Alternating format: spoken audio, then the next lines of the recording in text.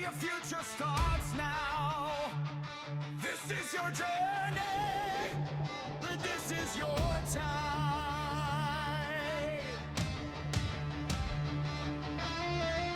Getting you industry ready.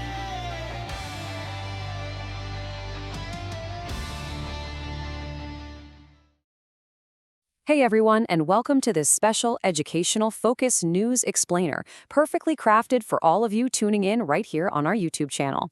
Today, we're unpacking a really monumental challenge in the South African financial services sector, conquering the RE5 exam.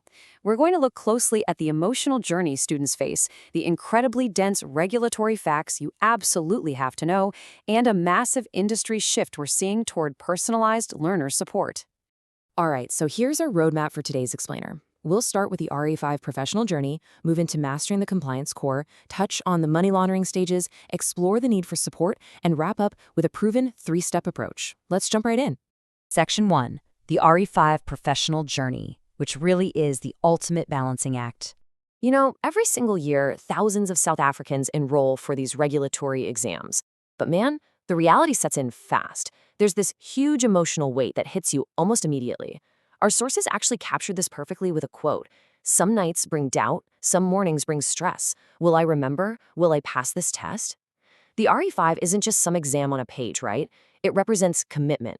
It's discipline. And for a lot of people, it's the doorway to becoming the trusted advisor this industry desperately needs. But honestly, walking through that doorway is incredibly tough when you look at what you're juggling. You've got heavy work demands, deep family commitments, rigid study schedules, and on top of it all, intense exam prep. The hours feel super long, and the regulations can just feel completely overwhelming. Balancing all of this is exactly why structured support is becoming absolutely essential. But before we get to that, let's look at the rules themselves. Okay, on to Section 2. Let's dive into mastering the compliance core, the rules of the game.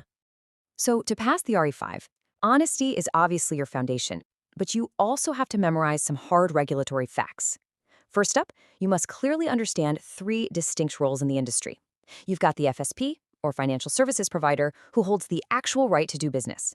Then, the representative. They're the face interacting directly with the client, bringing the service to light. And the key individual? Well, they manage the operational flow and make sure the whole business functions legally and correctly. Next up is a number you literally cannot forget: 5 years. This is the golden rule of record keeping, sometimes called compliance heaven. You absolutely must keep all records, from that very first record of advice all the way down the transaction trail. Document everything accurately and securely, and keep it for 5 full years so your license doesn't fail. But hey, just keeping those records for 5 years? That's not enough. You also need to be able to find them fast. 7 days is your absolutely crucial timeline here. If the authority requests your records to prove that your conduct is truly compliant, you have exactly 7 days to retrieve and present them. So keep it for 5, find it in 7. Now, what happens if a client complains? Ideally, you handle it fairly. But if it escalates to the FI's ombudsman, which is the industry's official dispute resolution body, you've got to know the 3 specific grounds where they can rule against you. Those are a contravention of the law, negligence in your duties, or unkind, unfair treatment of the client. And the stakes here, they are incredibly high. The FAM Ombud has a claim limit of up to 5 million rand. They are the absolute master of the dispute game. It is so critical to understand that a final determination from the Ombud isn't just a slap on the wrist, it carries the exact same weight as a civil judgment in a court of law. Which brings us to Section 3, the money laundering stages, or AML explained. Now, what's really interesting about this next topic is how we protect the entire financial system. With literally trillions of dollars laundered globally every year, understanding anti-money laundering is critical. Criminals use 3 distinct stages, and you need to know them inside and out. Stage 1 is placement. That's putting illicit cash into the system. Stage 2 is layering, setting up complex transactions designed to hide the trail. And finally, integration, returning the money to the launderer as seemingly clean funds. Placement, layering, integration. All right, on to Section 4, the need for support and a massive industry shift. Getting through all those dense legal timelines brings us back to our main educational focus news investigation. We're seeing a massive shift in how learner support is being handled right now. Think about it.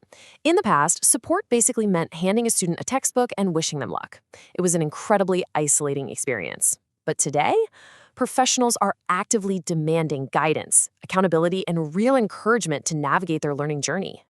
As part of our reporting, we looked closely at Fit and Compliant Consulting, a group providing this kind of modern support. Actually, it's pretty interesting to note their specific approach here. They utilize a faith-driven foundation aimed at instilling hope and courage in their learners. According to their own anthem, they approach their work by helping students see the purpose planted within them. They aim to guide with wisdom and listen with compassion. It's a much more personalized, holistic approach to professional development than we've seen before. And that leads us to Section 5, the 3-step approach, your path to success. So how does this whole new era of support actually function in practice?